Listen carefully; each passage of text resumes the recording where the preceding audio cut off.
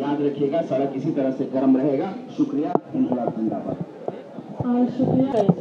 तो इंकलाब जिंदाबाद जिंदाबाद। हमारी सरकार होश में आओ, होश में आओ, होश में आओ। अमित शाह होश में आओ, होश में आओ, होश में आओ। तो अमित शाह को बर्खास्त करो, बर्खास्त करो, बर्खास्त करो। बात रखा और बाबा साहेब का नाम आया, और क्या आया, क्या खूब आया।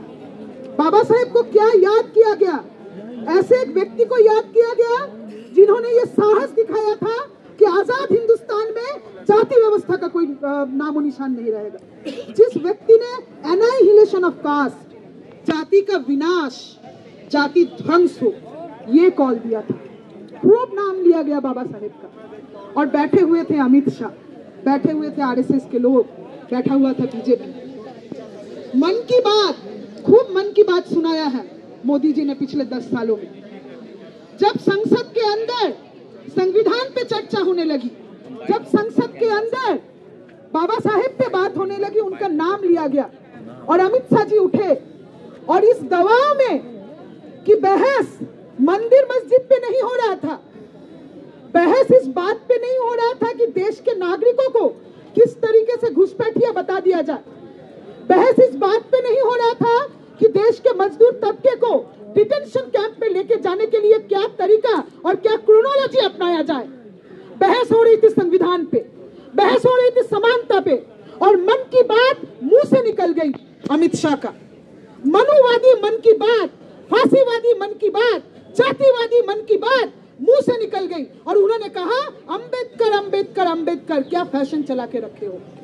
कॉमरेड धनंजय, जेएनयू प्रेसिडेंट, उन्होंने इसी दौरान कहा कि अमित शाह जी, फैशन नहीं, अंबेडकर पैशन है।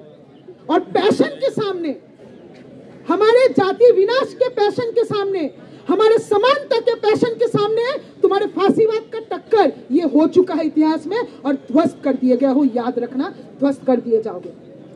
आज के समय में संविधान और संविधान के प्रोग्रेसिव वैल्यूज वो बहुत बड़े चैलेंज के सामने है। कैबिनेट से पारित हो चुका है one nation one election. One nation one election अगर लागू किया जाएगा तो उसी फांसीवादी स्क्रिप्ट के बतौर लागू किया जाएगा, जहां पे अलग अलग राज्यों के उनके जो मुद्दे हैं, राज्य सरकार का अपना जो ऑटोनॉमी है, राज्य के लोगों का अपना जो ओपिनियन है अपने राज्य के बारे में, वो पूरी तरीके से ध्वस्त होगा, वो नैरेटिव पूरी तरीके से खत्म किया जाएगा। One nation one election cabinet से पारित हो चुका। ये चाहते थे कि पार्लियामेंट में उसके ऊपर बहस हो, लेकिन हिंदुस्तान के आवाम ने इस बार के लोकसभा चुनाव में इतना तो कर दिया है कि 2/3 मेजोरिटी आपके पास नहीं है अमित शाह जी। जितनी लाठियां आपने बरसाया किसानों के ऊपर, मजदूरों के ऊपर, उसका जवाब दे दिया गया है। 2/3 मेजोरिटी आपके पास नहीं है, वन नेशन वन इलेक्शन लागू नहीं होगा। संविधान को बचा लिया हिंदुस्तान के जनता ने, और हिंदुस्तान का जनता फिर से और एक बार उठ खड़ा होगा। ये चाहते हैं कि पूरे देश भर में चर्चा हो, कौन से मंदिर के नीचे इतिहास में क्या था। इतिहास खंगालने लगोगे तो कुछ नहीं बचेगा, ना मस्जिद बचेगा, ना मंदिर बचेगा, कुछ नहीं बचेगा।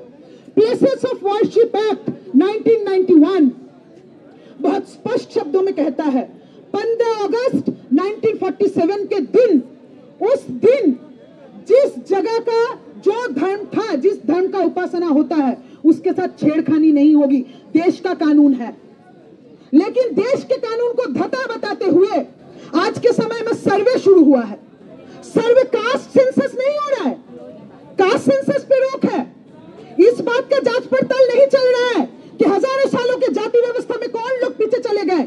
इस व्यवस्था का सेंसस नहीं हो रहा है। जमीन किसके पास कितना है, सरकारी नौकरी किसके पास कितना है, इनकम किसके पास कितना है, पक्का घर किसको मिलता है, कौन सा मोहल्ला है जिसमें पक्की सड़कें जाती हैं, इसका सेंसस नहीं होगा। क्या सेंसस होगा? कौन से उपासना गृह के नीचे क्या था। इतिहास खंगालने देखिएगा, जाइएगा तो मंदिर नहीं बचेगा, मस्जिद नहीं बचेगा, कुछ नहीं बचेगा।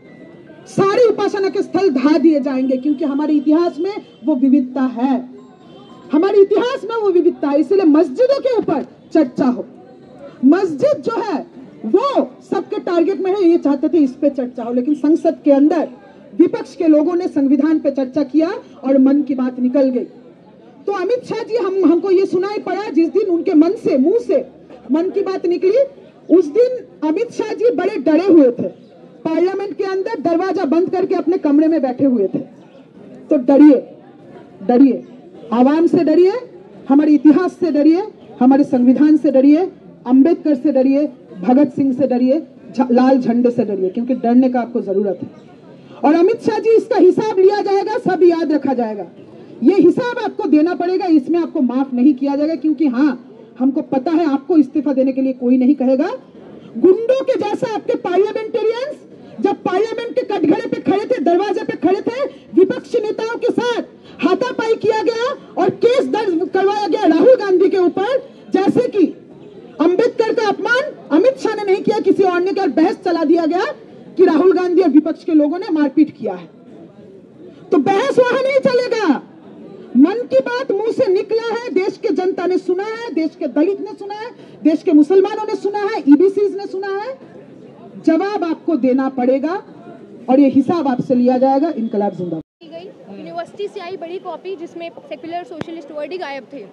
तो ये जो विचारधारा है इनकी, ये चाहते हैं कि धीरे धीरे ऐसे हम घुस जाएं हर एक सिस्टम में कि लोगों को हम भुला दें कि इंडिया सेक्युलर भी है, इंडिया में कोई अंबेडकर जैसा इंसान। बीएचयू में तमाम बच्चों को जेल भेजा गया, पता है आपको? जी, तो अब स्थिति यही है ना कि मनुस्मृति दहन दिवस, जो एक इतना बड़ा दिवस है, अंबेडकर ने मनुस्मृति जलाई। वो मनुस्मृति एक ऐसा टेक्स्ट जहाँ पर दलितों की और महिलाओं को जानवर की तरह ट्रीट करा गया है, उस पर डिस्कशन करने स्टूडेंट आते हैं और उनको जेल भेज दिया गया।